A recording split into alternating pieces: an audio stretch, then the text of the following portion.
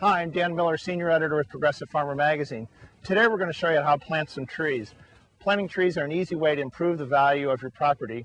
Over the next few minutes, we're going to show you how to plant trees the right way. It's more than just digging a hole. But before we get started, we suggest that you talk to your local nursery for tips and the best trees for your area.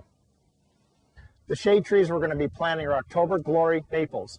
They're 15 feet tall and they have sizable root balls. To get these trees in the ground, we're also going to be using a soil conditioner, a slow-release fertilizer, and pine straw. The tools we use are a mattock. Out in the country, we call it a pickaxe, a shovel, hand pruners, and a rake.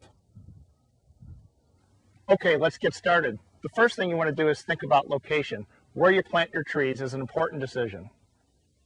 Avoid power, phone, gas, or septic lines. Is the site sunny or shady? Is there a source of water nearby?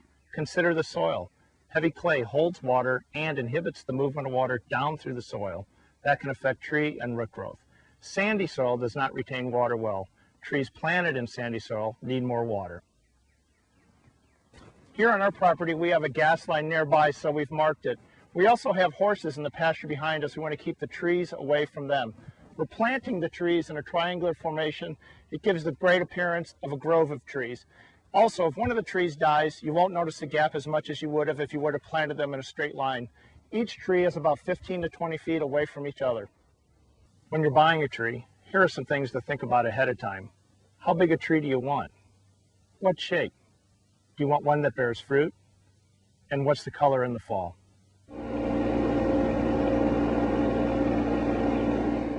October Glory maples are great fall trees. They have scarlet red leaves. This is also a pretty fast growing tree, and it reaches 50 to 60 feet in height. There are two concerns with maples, however, because of their shallow roots. First, they compete with other plants for moisture, and second, they tend to crack pavement and gravel drives. You want a tree with a large root ball. The root ball adds stability to the tree. It also allows the tree to take in all the water and nutrients that it needs. Of course, a large ball creates one dilemma. You have to dig a hole the size of a hot tub. Seriously, you do want a hole 3 times the width of a root ball. Here, that's 6 feet wide. To give our trees the best start, we're adding soil conditioner. The idea is to add organic matter. Here we're using shredded bark.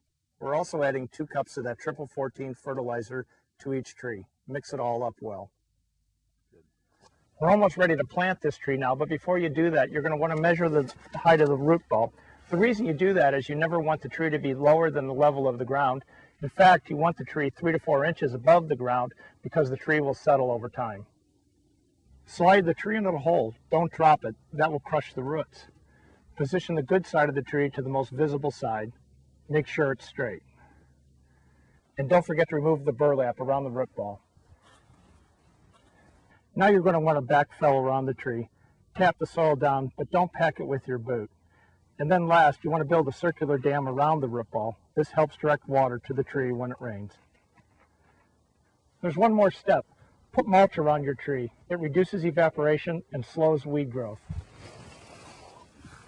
We're using 4 inches of pine straw here, but check with your nursery for the best mulch for your area. Never put the mulch onto the trunk itself. This will keep moisture right against the trunk, affecting the health of your tree. Watering can be tricky. If the leaves are wilted first thing in the morning, that means the tree is underwatered, but a little bit of wilting in the afternoon is okay. When the tree is first planted, it's best to give it a long drink. Another concern is overwatering. The best way to check for moisture is to feel. Put your fingers into the ground to check. If the leaves are drooping and the soil is wet, you're overwatering.